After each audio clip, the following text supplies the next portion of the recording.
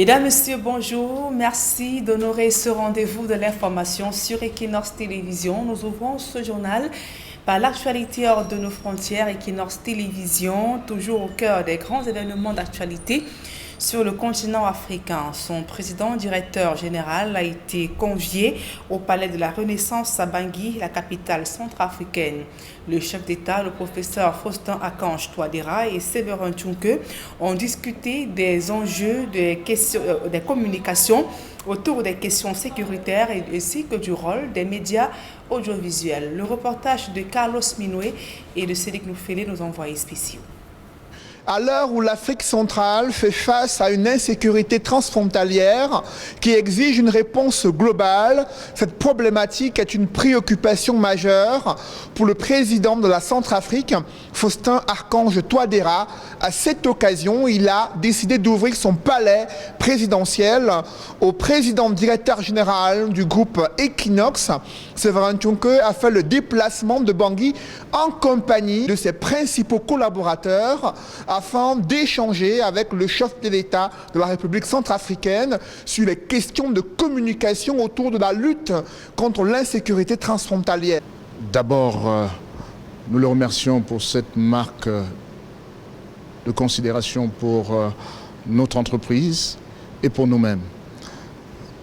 Nous avons échangé sur les questions de sécurité et il nous a fait part de sa vision de la Centrafrique nouvelle qu'il entend développer. Il a insisté sur le fait que les médias de forte audience comme Equinox Télévision devraient être des vecteurs du plaidoyer des chefs d'État d'Afrique centrale qui sont en but aux questions de sécurité à leurs frontières et aux questions de paix auquel il est très attaché. Nous lui avons fait part de ce que cette préoccupation était la nôtre également. Dans un deuxième temps, les deux personnalités ont abordé la nécessité pour Equinox Télévision d'être présente de plus en plus en Centrafrique, la chaîne leader de l'information en Afrique centrale et Afrique subsaharienne a choisi de pouvoir continuer à étendre ses capacités de production des contenus d'information crédibles sur le continent africain après la rencontre avec le chef de l'État de la Centrafrique.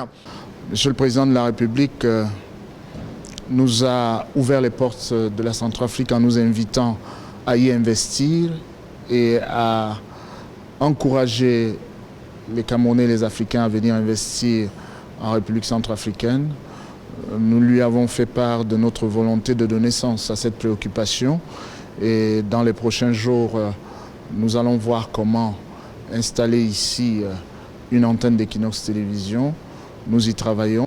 Ici à Bangui, Cédric Noufélé, Carlos Minoué, Serge Alain Otou et Eric Watat, envoyés spéciaux pour Equinox Télévision. L'actualité à présent sur le plan local. Après la levée du siège de son domicile à Yaoundé, le président du mouvement pour la renaissance du Cameroun s'étonne que ce soit son domicile qui soit séquestré au lieu de l'envoyer en prison. Le professeur Maurice Kamto annonce qu'il va continuer le combat malgré l'incarcération de plusieurs de ses cadres. Selon lui, le pouvoir de Yaoundé n'a aucune vision pour le Cameroun. D'autres précisions dans ce reportage de Guizou. Libéré du siège de son domicile, Maurice Kamto a retrouvé la liberté de s'exprimer et il en use. Sur son sort, il dit s'étonner que le pouvoir recourt à l'intimidation et qu'il serait plutôt simple de l'envoyer en prison. Ils n'ont pas besoin de se donner tant de mal. D'ailleurs, au lieu de dépenser les moyens de l'État, les maigres ressources qui restent, une fois qu'on a soustrait de part et d'autre par la corruption et toutes sortes d'atteintes à la fortune publique, pour mettre pendant plus de 2 mois ici des gendarmes et des policiers, mais qu'ils m'amènent directement en prison.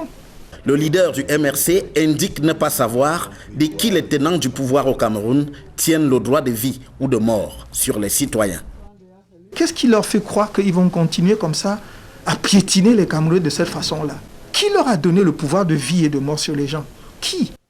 Pour Maurice Kamto, la force du MRC est indéniable et que seul le concours de l'appareil d'État permet au RDPC de tirer son épingle du jeu lors des consultations électorales.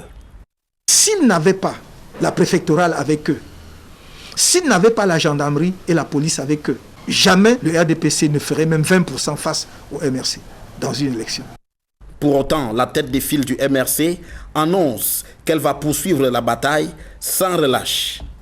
Je vais continuer à animer plus que jamais mon parti politique, le MRC, le Mouvement pour la Renaissance du Cameroun. On a voulu le décapiter, on l'a peut-être décapité en partie en envoyant nombre de ses cadres en prison, mais nous restons là et ils sont encore nombreux, ceux qui sont libres, on va travailler. Cela du moment qu'elle a la conviction que le pouvoir n'a aucune vision pour le Cameroun et use plutôt de faux semblants. J'en suis arrivé à un point où je me demande s'ils ont même en fait une vision pour le pays. Est-ce qu'ils ont une idée de là où ils veulent conduire le Cameroun? Parce qu'il y a des choses beaucoup plus urgentes, des problèmes sérieux. Nous n'avons jamais refusé d'apporter notre contribution à la recherche des solutions aux problèmes de ce pays. Mais au lieu de cela, on nous piétine. On essaye de manipuler les catégories telles que le tribalisme. On essaye d'attiser la haine, d'inventer des choses tous les jours. À l'évidence, après près de 3 mois de siège de son domicile, Maurice Kamto n'a rien changé à sa posture face au régime de Yaoundé. Autre actualité au cœur de ce journal, la 7e promotion du cycle du brevet d'études supérieures de sécurité de l'École internationale des forces de sécurité est dans la région du littoral pour une mission d'études intérieures. Il est question pour ces apprenants de mettre en pratique les enseignements reçus durant les différentes formations à Douala, et la cérémonie est donc présidée par le gouverneur de la région du littoral. Ils ont donc abordé les questions sécuritaires ainsi que le maintien de la paix. D'autres précisions dans ce reportage de Farel Bounia, Isabelle Carole Zoupet. La question du rôle des autorités administratives dans la gestion des crises était au cœur des échanges entre le gouverneur de la région du littoral et la 7e promotion de cycle de brevet d'études supérieures de sécurité de l'École internationale des forces de sécurité en mission d'études dans la région du littoral. Une problématique cruciale, surtout dans ce contexte de crise que connaît le pays. À chaque descente, je veux dire que les stagiaires viennent avec une préoccupation particulière que nous discutons et échangeons parce qu'ils sont justement en train de pouvoir peaufiner leur formation en matière de sécurité. Et cette fois-ci, ça a été le cas de savoir le rôle de l'autorité administrative dans la gestion des crises. C'était le point principal de notre entretien. Au cours de cette mission, ces 25 auditeurs et auditrices, fonctionnaires de police et officiers supérieurs de gendarmerie du Cameroun, Congo, Côte d'Ivoire et Mali, confrontent les connaissances acquises jusqu'ici durant leur formation aux réalités du terrain. Il s'agit notamment pour ces apprenants de mieux comprendre et apprécier le rôle stratégique de la région du littoral au Cameroun et même dans la sous-région, mais aussi de parfaire leurs connaissances sur les sujets de sécurité et de maintien de la paix dans le continent. Je conduis ici à Douala, dans la région du littoral, la délégation de l'École internationale des forces de sécurité dans le cadre de la mission d'études intérieures du 7e brevet d'études supérieures de sécurité, qui est une formation de niveau stratégique ouverte aux hauts fonctionnaires de police et aux officiers supérieurs de la gendarmerie afin de les préparer à assumer de hautes fonctions aussi bien au plan national que au sein d'une composante police dans les missions multidimensionnelles de soutien à la paix. Cette mission d'études intérieures du 7e brevet d'études supérieures de sécurité, qui s'achèvera le 13 décembre prochain, a démarré par une escale dans la ville d'Edéa, où ils ont visité le régiment d'artillerie sol-air et des sociétés industrielles. De la réclame dans ce journal, c'est s'assailler dans les supermarchés d'Ove à l'occasion des fêtes de fin d'année. Les prix ont été revus à la baisse avec en prime une campagne promotionnelle sur tous les produits, de quoi soulager le porte-monnaie des consommateurs durant cette période. Reportage. La tradition est connue à Dove, celle qui consiste à accompagner les populations afin qu'elles passent d'agréables fêtes de fin d'année.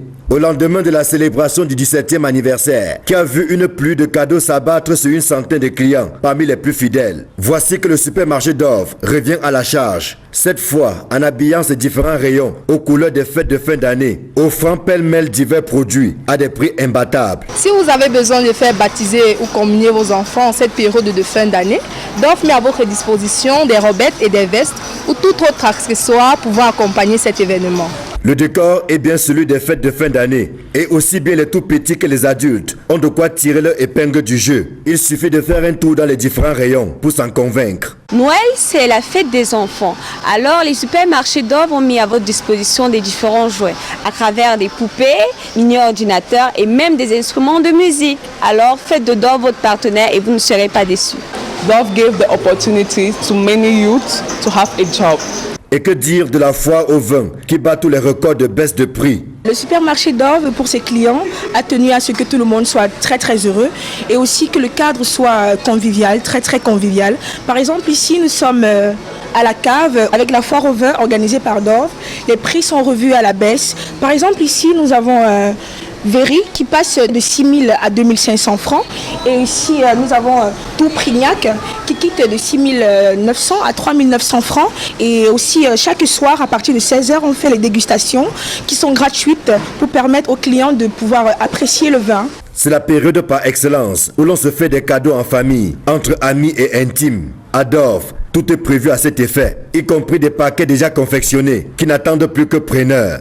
In this period, Dove is a place to be. Dove gave the opportunity to many youths to have a job. So I invite all of you to come and enjoy it. Les fêtes de fin d'année se célèbrent avec Dove, dont le dernier né poussera son premier cri la semaine prochaine, au quartier Carrière. Une surface de plus pour approcher davantage les consommateurs de leur supermarché. À présent, la deuxième partie de ce journal en langue anglaise avec vous, Fomi Armstrong-Sanders. Thanks, Nadine Yambo. Ladies and gentlemen, thanks very much. Thanks for joining us in the second segment of information. And now we begin with human interest story in Bamenda in the northwest region of Cameroon, where at least 6 shops have been reduced to ashes in a fire incident at the E-entrance. We are at the Nkwen neighborhood of Bamenda 3 subdivision. The fire incident also burned some over 300,000 francs CFA cash. Samad Jikangebe tells us more.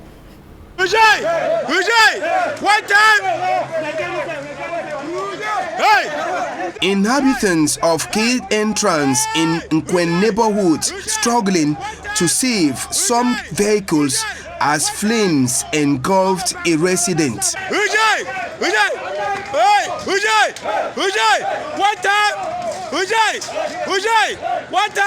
In the course of their struggle, the Army Rescue Unit of Bamenda also arrived to add more hands.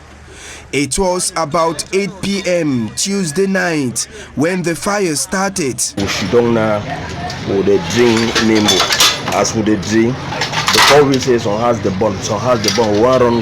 were drinking when we were called that a house was burning. As we ran to rescue things from the house, we realized it was our store.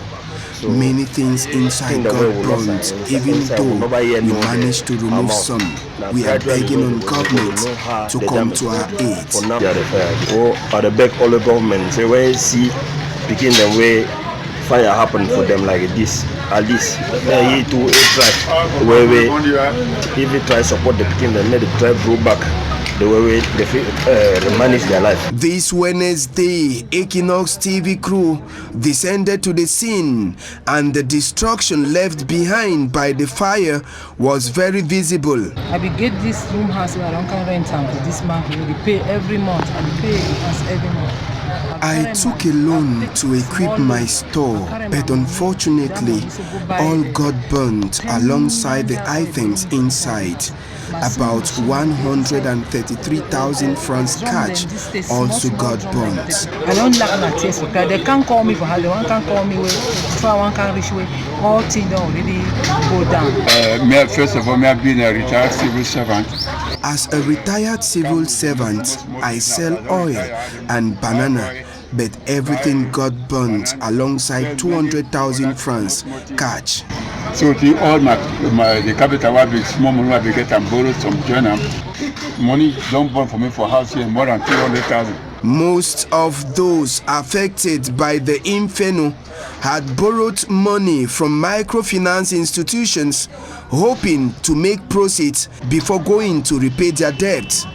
Unfortunately, this fire has rendered them hopeless. Even though the cause of the inferno is yet to be established, fingers are pointing at an electricity pole that has always produced sparks at ungodly hours in the neighborhood.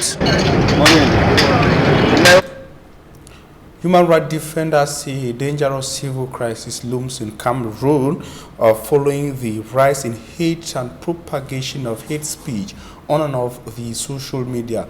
The right defenders meeting in Cameroon's economic capital city, Douala, also expressed regret that the rise in hate and propagation of hate speeches is unfortunately facilitated by top government officials in the country. More in the following report. Cameroon is at the verge of bursting into a chaotic social crisis if nothing is done to reverse the green tribalism, hate and the propagation of hate speech on and off the social media, according to defenders of human rights. Meeting in a debate on launch at the headquarters of the Network of Defenders of Human Rights in Central Africa, REDAC officials identified the context which has favored the growth of hate speech among people initially united in diversity. The democratization of hatred toward certain communities and has weakened our democracies by favoring the blossoming of hate speeches, leading at the same time to a withdrawal of identity and tribalism. To experts present, top government officials in Cameroon propagate hate and hate speech with few examples which contributed to the escalation of the armed conflict in the northwest and southwest regions of Cameroon. Minister Issa Kiruma Bakari said Anglophones are an historical minority. Minister Jacques Famino said, what can you do? Anglophones are just like 2 cubes of sugar in a bucket of water. Minister of Justice said, when the consortium will crumble, the lawyers, students constitute the consortium, will run to the government as what? As beggars. Our governor, Bernard, said, if dogs continue to take to the street to protest and bite, they will meet security forces. And this, a lot, has contributed in the violence, in the calamities, in the issues that the people from these regions are being faced with, because it's sparked a lot of controversy. Beyond adopting measures to fight the social danger, experts say the laws in Cameroon against hate should be applied. We need, first of all, to look at the law, the enactment that our president did on the 24th of December, and said this should be done. Defaulters, those who do this, will face the law, will go 3 years in prison with a fine of 3 million francs. This should be implemented, but still, we still have people going about doing the same, committing the same act with nothing in return, like they're not being served what they deserve. So it is time for us to like take the bull by the horn and say enough. How do we say enough? We need to monitor to ensure that these laws that are being enacted are being practicalized and not only being put on paper. So I think that's basically what my presentation is all about, and thank you very much. The debate on launch took place within a series of exchanges marking the celebration of the International Human Rights Day, whose theme this year is Rebuilding Better. REDAC officials say Cameroon needs reconstruction, and the reconstruction can only be successful. A forum on community organizing has ended in Douala, Cameroon's economic capital city. The forum began on December the 8th and ran through December 9, 2020. And some of the key objectives of the forum was to point at the problems faced by most Cameroonians to be able to interact with different communities. Charles Ikume tells us more in this report done prior to the event.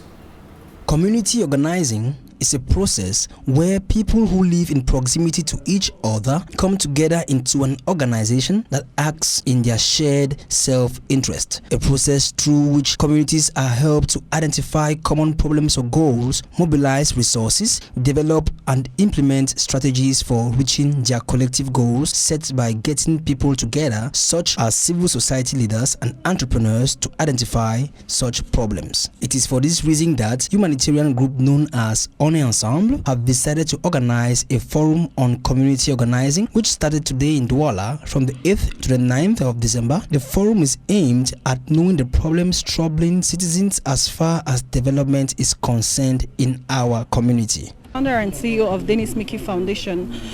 This community organizing forum that has brought together civil society actors from across the nation is very important because in Cameroon, as civil society, we work at different angles and our work is not consolidated. And one of the goals of the sustainable development is partnership for the goals. So this is a platform for civil societies to come together as actors from across the 10 regions of Cameroon and support each other and exchange from each other on how to build truly impactful activities that will change the problems we are facing in our community. As civil societies, we have challenges with access where there's exchange of wisdom and knowledge and experience and guidance and mentorship so that we can together find solutions to community problems as little as maybe lack of access to water. A forum which discussed the engagement of citizens in community organizing, which entails the confidence of the citizens during capacity building, regular meetings and reunions within citizens in various communities, investigative information for a better society, which is primordial to the security of justice and media organs. On Ensemble, in English parlance, we are together, expects people to embrace this initiative for a better society and a more proactive community. And out of Cameroon, we take you to the Western African nation of Ghana to say that police in Ghana say 5 people have been killed in election violence. Police sources also say there were 21 cases of electoral violence across the country, including several shootings in different incidents across towns and cities in Ghana. The main opposition presidential candidate in Ghana's election has denied reports that he conceded defeat after a letter circulating on social media forcefully claimed that he had done so. John Mahama's National Democratic Congress political party has said the letter, which has been widely circulated on social media and which bears the party's logo and is apparently authored by him, is fake. The letter says results so far do not give John Mahama any tangible reason or pathway to the presidency in Ghana. It also congratulates incumbent President Nana Akufo-Addo. President Madam Mr. Mahama, who is opposition candidate, say he has not congratulated anybody. And in sports, a UEFA Champions League match pitting French side Paris Saint-Germain and Turkish side Istanbul Besiktas had prematurely ended following a racist comment directed to one of the assistant coaches in one of the teams that were competing. The racist comment were directed towards an assistant coach who is also a former Indomitable Lion player of Cameroon. Details with Charles Ikome. A tackle from Presnel Kipembe on a player from Istanbul Başakşehir, and the club's reserve bench firmly protests against the referee, who had already sanctioned 2 players from the team. The referee went on to sanction some staff on the reserve bench, and that's when his 4th assistant, Sebastian Kotelsko, addressed Pierre Ashibwebo, who is part of the technical staff of the team, as Negro. The former Indomitable Lion, who had just received a red card, was protesting against the racist term and derogatory language in a professional environment. The match is quickly interrupted, and Demba Ba, one of the players in the club, goes to the 4th assistant demanding explanations on why he had to call Ashibwebo Negro. The players from both clubs returned to the dressing room, and the match is officially stopped due to racist actions. The match has been reprogrammed by UEFA this Wednesday with new referees. Reacting to this outrage, Kylian Mbappe writes on his Twitter account, "No to racism. Mr. Webo, you have our support." A widespread of reactions as the president of Turkey, Recep Tayyip Erdogan, writes on his Twitter account saying, "We are condemning the racist actions on Pierre Webo, member of the technical staff of Başakşehir, and we think necessary measures should be taken by UEFA." Joseph Antoine Bell also condemns the actions of Sebastian Kotelsko and salutes the heroic decisions of the players who all left the pitch. UEFA has opened investigations, and the Romanian Sebastian Kotelsko might be in serious trouble, probably a sanction which might go up to 5 years of suspension and a possible dismissal. And of course, the replay of the match was yesterday. The encounter was replayed yesterday and ended in a 5-1 victory in favor of Paris Saint-Germain. That is the French side, PSG. And also, the red card given to Joseph Webo was also annulled by UEFA. Ladies and gentlemen, thanks for staying with us. Nadine Yambo and I will be back here tomorrow at 7 a.m. God are willing. But information continues on Equinox Television. At 6 p.m. we shall have a full newscast in the English language, and at 8 p.m. a full newscast will be coming up in the French language. Nadine. Merci Fomi Ansron Sanda, fin de ce journal. Mesdames et messieurs, merci pour votre aimable attention.